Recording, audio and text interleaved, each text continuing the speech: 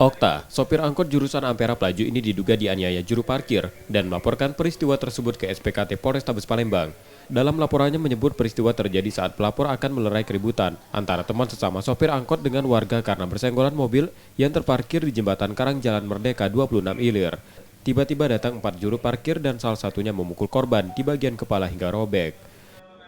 Dari seberang jalan itu budak parkir itu langsung ngocok aku tiba-tiba. Budak itu tidak tahu apa-apa, langsung ngocok. Oh, kenapa? Tidak tahu, Pak. Berapa kali dia foto? Kurang 4 kalian. Pertama sekali kan tepis kan. Oh. Langsung gocek lagi. Enggak nyampak aku. Pakai apa tuh? Tangan kosong. Tidak tahu ada cincin di tangan itu. Kenal kamu berapa? Tidak kenal.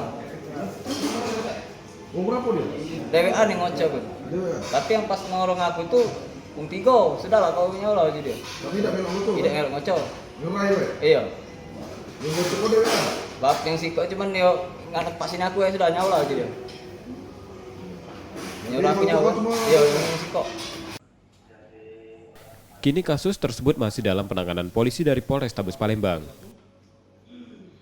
Yudi Kiswanto, Kompas TV, Palembang, Sumatera Selatan.